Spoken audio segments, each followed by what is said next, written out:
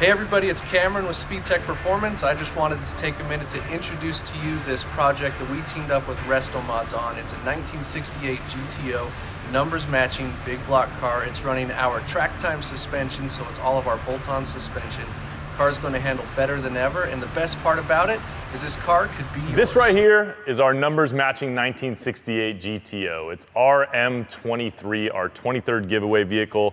Yeah, I mean, like you said, GM A-body, and the 400 cubic inch V8 was the largest displacement available in the A-body, I think until 70, when they were so far behind Chrysler and Mopar. Right, they went to the 454. Yeah, they opened it up to try to compete on the street. I think we looked it up and there's only 3,400 made with this option configuration in 1968. So the hard top with the 400 cubic inch high output and the automatic transmission, pretty rare car, pretty rare configuration. We partnered up with Speedtech and just threw their full package at it. So this is like their track time package, completely upgraded suspension. We'll show you guys the underside so you can see how much work went into that. It still rides really nice on the road, but when you turn it in to a corner now, it doesn't body roll and lean, it's just planted.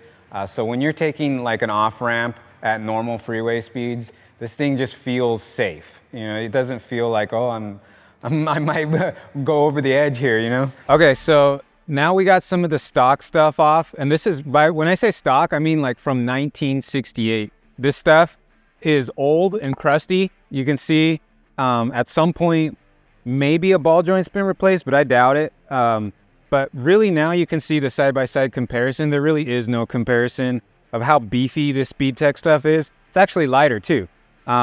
Although it's like a lot stronger and the tubular design is better, and you can see clearly the cross shaft is a lot stronger, improved geometry on this. But just to show you the big difference and why we're even doing this. And then also some of this stuff like the stock coil springs are big and heavy. The coilovers are definitely going to improve on that.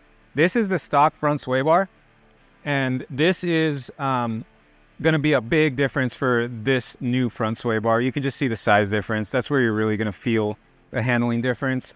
Shocks leave something to be desired, so you shouldn't probably be able to like just compress a shock and then it's just going to sit there and not do anything. So go ahead and follow along as we release more with this really cool 68 GTO project and learn how our bolt-on suspension transforms the way that this car handles. Give RestoMod a follow. We're going to leave all the links below that you need to win this car.